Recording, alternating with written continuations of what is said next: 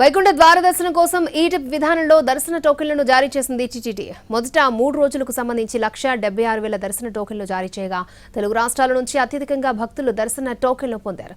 ఇక తమిళ భక్తులకు 5% లోపే దర్శన టోకెన్లు లభించడంతో డిసెంబర్ 30న క్యూ లైన్ మేనేజ్మెంట్ పై టీటీడీ దృష్టి పెట్టాల్సిన సిచ్యువేషన్ ఏర్పడింది.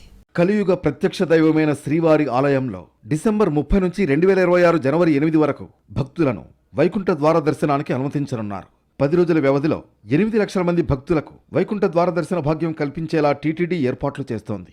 డిసెంబర్ 30, 31, జనవరి 1వ తేదీలలో ప్రోటోకాల్ పరిధిలో వ్యక్తులను వీఐపీ దర్శనానికి అనుమతించిన తర్వాత 3 రోజుల పాటు సర్వదర్శనం భక్తులను మాత్రమే దర్శనానికి అనుమతించనుంది. వారికి ముందస్తుగానే ఆన్లైన్ విధానంలో దర్శన టోకెన్ల కేటాయింపు ప్రక్రియను పూర్తి చేసింది.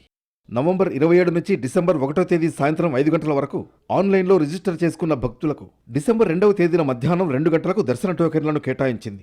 ఇందులో ఆంధ్రప్రదేశ్ నుంచి 66,454 మంది భక్తులకు దర్శన టోకెన్లు లభించగా తెలంగాణ నుంచి 41,965 మంది భక్తులకు, కర్ణాటకకు చెందిన 20,929 మంది భక్తులకు దర్శన టోకెన్లు లభించాయి.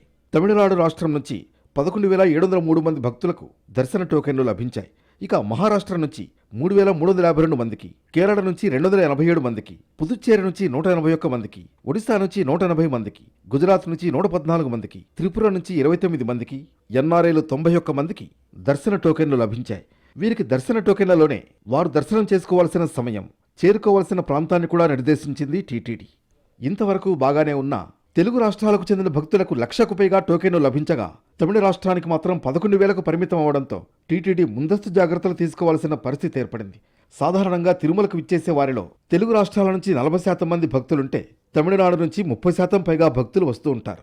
వైకుంఠ ఏకాదశి పర్వదినం రోజున తమిళ భక్తులు వారి స్వస్థలాల నుంచి కాలినడకన తిరుమలకు విచ్చేసి స్వామివారిని దర్శించుకునే సంప్రదాయం ఎన్నో సంవత్సరాలుగా కొనసాగుతూ వస్తోంది.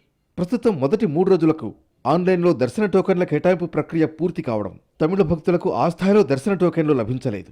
పెద్ద సంఖ్యలో తిరుమలకు చేరుకుంటే వారిని దర్శనానికి అనుమతించే పరిస్థితి కూడా తక్కువగా ఉంది. టీటీడీకి ఇబ్బందికరమైన పరిస్థితులు ఏర్పడే అవకాశం ఎక్కువగా ఉంటుంది. ఈ విషయంలో ముందస్తుగానే దర్శన విధి విధానాలపై వారికి అవగాహన కల్పించేలా ప్రచారం చేయాల్సిన అవసరం ఏర్పడింది. మరి టీటీడీ ఈ అంశంపై ఏ విధంగా దృష్టి సారిస్తుందో వేచి చూడాలి.